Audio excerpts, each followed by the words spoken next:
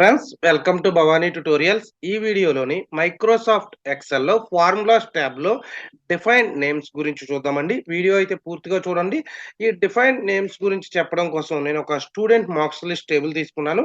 ఇక student names వచ్చేసరికి 3 member students names తీసుకున్నాను. అలాగే వాళ్ళకి Telugu, English, Hindi, maths, science ఇలా ఒక 5 సబ్జెక్ట్స్ అయితే నేను తీసుకొని కొన్ని మార్క్స్ అయితే ఇచ్చాను.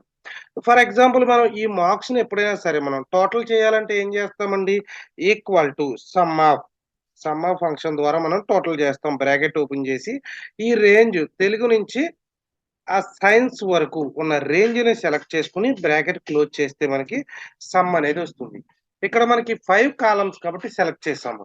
6 అయితే సెలెక్ట్ చేస్తాము. 10 కాలమ్స్, 15 కాలమ్స్, 20 కాలమ్స్ అయితే మనం సెలెక్ట్ చేయడం కోసం మనకి చాలా ఇబ్బందిగా ఉంటుంది. అంటే ఈ చివరి నుంచి ఆ చివరి వరకు మనం సెలెక్ట్ చేయాలి అంటే.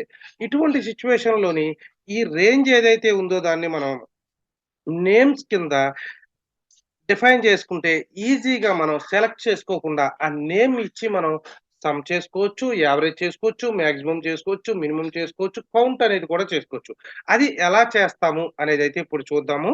సో, మనం డిఫైన్ నేమ్స్ చేయాలి అంటే నేనిక్కడ తెలుగు, ఇంగ్లీష్, హిందీ ఈ మార్క్స్ ఉన్నాయి కదండీ! ఈ రేంజ్ అనేది సెలెక్ట్ చేశాను. ఈ రేంజ్ సెలెక్ట్ చేసి మీకిక్కడ మీరు ఫార్ములాస్ ట్యాబ్‌లోకి వెళ్తే డిఫైన్ నేమ్స్ అని కనిపిస్తుంది. ఈ డిఫైన్ నేమ్ అనేది క్లిక్ చేయండి. డిఫైన్ నేమ్ అనేది క్లిక్ చేస్తే మీకు న్యూ నేమ్ అనే ఒక డైలాగ్ బాక్స్ అయితే కనిపిస్తుంది. ఈ డైలాగ్ బాక్స్‌లో మనం ఏ పర్సన్ నేమ్ తీసుకున్నామో చూడండి, సూర్య అనే పర్సన్ అంటే దాని ముందు కాలమ్ ఏ నేమ్ ఉంటే అదైతే మనకి చూపిస్తుంది. అలాగే మీకు కింద చూడండి రిఫర్ టు ఆ రేంజ్ కూడా సెలెక్ట్ చేసి ఉంది. మీరు నేము సూర్య అని ఉంచుకున్నా పర్లేదు. లేదా మీకు అర్థమయ్యేలా వేరే నేమ్ ఏదైనా చేంజ్ చేసుకోవాలి అనుకున్నా సరే చేంజ్ అయితే చేసుకోవచ్చు. క్లిక్ ఓకే అనేది చేశాను నేను. అలాగే సేమ్ రాజు మార్క్స్ ఉన్నాయి కదండీ! ఈ మార్క్స్‌ని కూడా నేను సెలెక్ట్ చేసుకొని డిఫైన్ నేమ్స్‌లోకి వెళ్ళి రాజు అలా సేమ్ ఓకే చేశాను.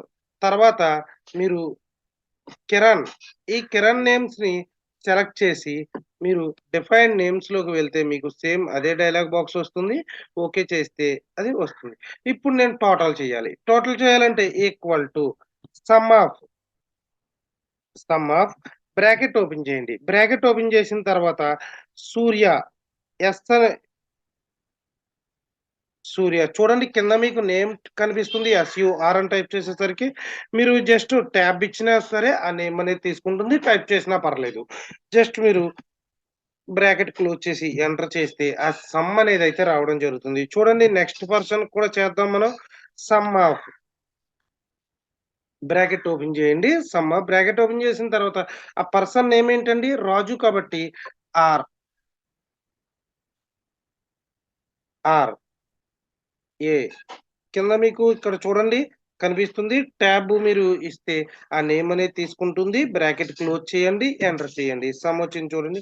నెక్స్ట్ పర్సన్‌కి equal to some of bracket open చేయండి.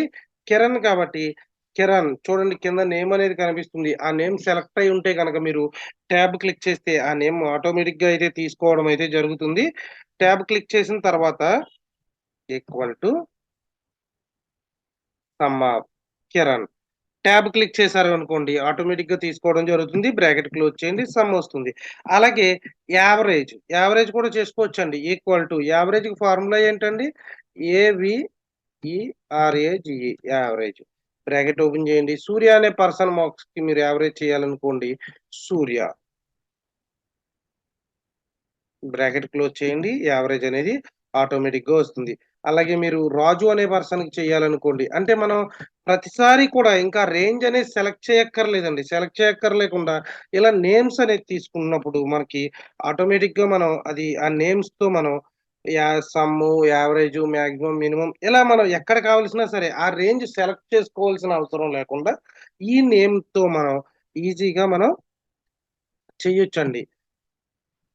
దానికోసం మనం ఈ డిఫైన్ నేమ్స్ అనేది యూజ్ చేస్తాము. సో, ఇలా నేనిక్కడ టోటల్ అండ్ యావరేజ్ చేశాను. మీరు మిగతాయి కూడా ఎనీ కాలిక్యులేషన్స్ అయితే చేసుకోవచ్చు.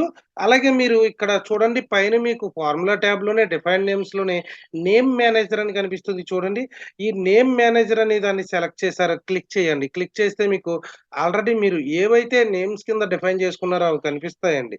ఇవి ఇంక వద్దు వీటితో అవసరం లేదు అనుకున్నప్పుడు జస్ట్ దాన్ని సెలెక్ట్ చేసుకొని సూర్య అనే పర్సన్‌కి డిఫైన్ నేమ్ అవసరం లేదనుకున్నప్పుడు సెలెక్ట్ చేసుకొని డిలీట్ అనేదైతే చేసుకుంటే ఆటోమేటిక్‌గా అది డిలీట్ అయిపోతుంది. ఇంకా సూర్య అనే పర్సన్ రేంజ్ అయితే మనం నేమ్‌లో రాదు మనకి. రేంజే సెలెక్ట్ చేసుకోవాల్సొస్తుంది. అలాగే మీకిక్కడ కిరణ్ రాజు అనే పర్సన్స్ ఉన్నారు చూడండి. వీళ్ళది ఏదైనా మనం చేంజ్ చేయాలి అంటే, అంటే డిలీట్ కాదండి. ఏదైనా మోడిఫికేషన్స్ చేయాలంటే ఇక్కడ దాన్ని సెలెక్ట్ చేసుకొని పైన ఎడిట్ కనిపిస్తుంది చూడండి. ఎడిట్‌లోకి వెళ్లి ఇక్కడ మీకు కిరణ్ అనే నేమ్ వచ్చింది. ఈ నేమ్ వద్దు. కిరణ్ అనే నేమ్ బదులు మీరు వేరే నేమ్ ఏదైనా ఇవ్వాలి అనుకోండి. కృష్ణ అని ఇవ్వాలనుకోండి. కృష్ణ. అలాగే ఈ రేంజ్ కూడా మీరు ఏదైనా సరే ఈ రేంజ్ వద్దు వేరే రేంజ్ ఇచ్చుకోవాలనుకుంటే ఆ రేంజ్ డిలీట్ చేసుకొని వేరే రేంజ్ ఏది కావాలితే ఆ రేంజ్ అనేది ఇచ్చుకొని ఓకే చేసుకుంటే మీకు అది ఎడిట్ అయితే అవ్వడం అయితే జరుగుతుందండి. ఈ విధంగా మనం డిఫైన్ నేమ్స్ అంటే రేంజ్ ఎక్కువ రేంజ్ ఉన్నప్పుడు సెలెక్ట్ చేసుకోవాల్సిన అవసరం లేకుండా నేమ్స్ ద్వారా ఈజీగా కాలిక్యులేషన్స్ చేసుకోవడం కోసం ఈ డిఫైన్ నేమ్స్ అనే ఆప్షన్ అయితే యూజ్ చేస్తాము. ఫ్రెండ్స్ వీడియో నచ్చితే లైక్ చేయండి. అలాగే మా ఛానెల్‌ని ఇప్పటివరకు సబ్స్క్రైబ్ చేసుకోకపోతే సబ్స్క్రైబ్ చేసుకోండి.